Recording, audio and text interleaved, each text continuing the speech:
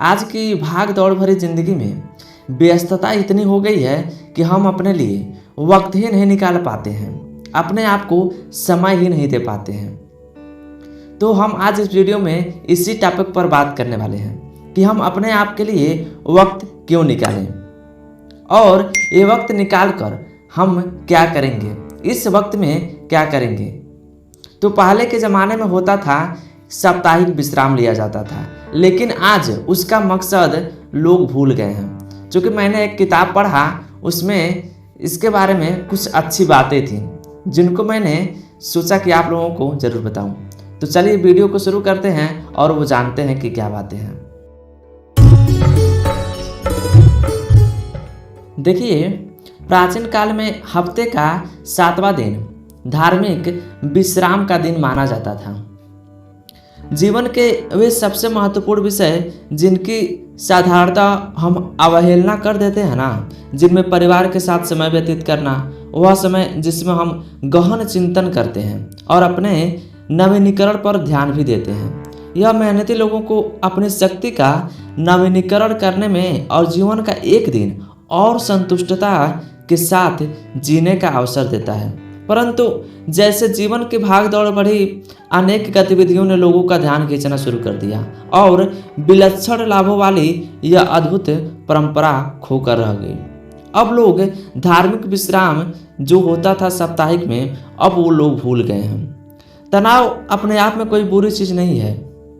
हम अक्सर इसकी वजह से अपना कार्य बहुत ही अच्छे तरीके से संपन्न करते हैं और अपनी सीमाओं से बाहर निकलकर उन चीज़ों को हासिल कर पाते हैं जो खुद भी आश्चर्यचकित कर देती है।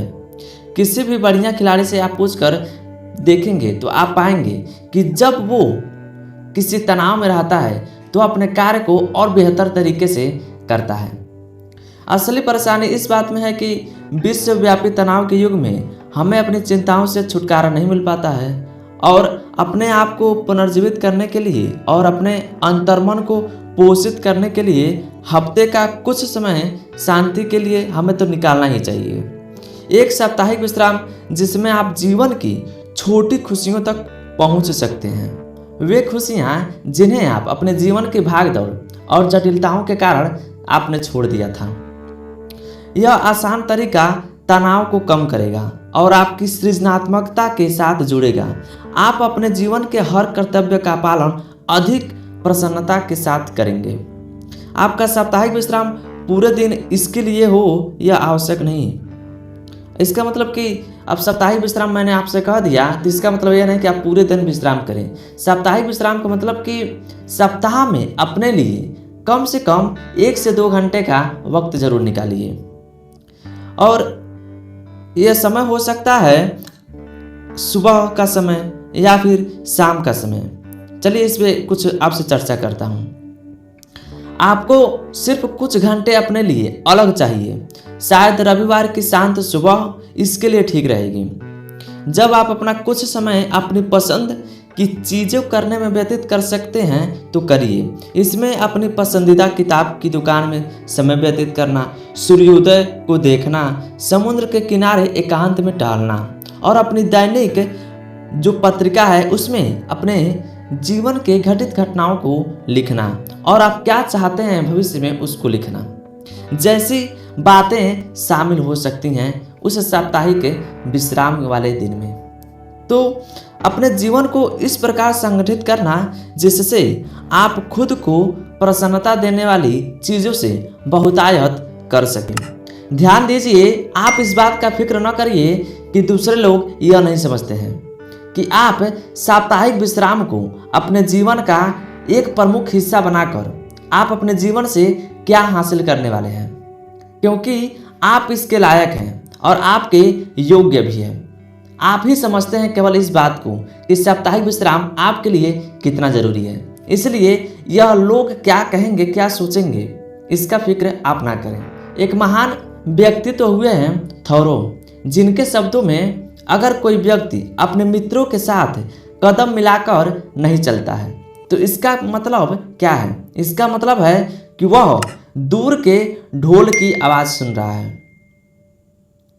आप उसे उस संगीत में प्रवेश करने दीजिए चाहे वह जितनी भी दूर से आ रही हो और चाहे जितनी धीमी भी उसकी आवाज़ हो। आप उसे विक्षिप्त ना करें, आप उसे उस रास्ते से ना भटकाएं, चाहे वो जिस रास्ते पे भी जा रहा हो। तो आज के लिए बस इतना ही। उम्मीद करता हूँ कि आपको अब समझ में आ गया होगा कि हमें साप्ताहिक विश्राम, हमें अपने लिए वक्त निकालना कितना ज़रूरी है। और आप जब यह करना चालू करेंगे तो समझ में आएगा आपको कि आपके जीवन में कितना बदलाव आ गया है। यह मैं अपने अनुभव से भी कह सकता हूँ कि जब आप अपने लिए वक्त निकालते हैं, अपने आप को वक्त देते हैं, अपने आप में गहन चिंतन करते हैं, तो आपके ऊपर, आपके मानसिक और शारीरिक पर कितना प्रभाव पड़ता है, आप इसको अप्रत्यक्ष रूप से जान पाएंगे। यह आपको दिखेगा तो नहीं, लेकिन आप इसको महसूस कर सकते हैं। तो आज के लिए बस इतना ही। मिलेंगे आपसे नेक्स्ट वीडियो में किसी एक नए टॉपिक पर। तब तक के लिए आप अपना रखिए बहुत सारा ख्याल।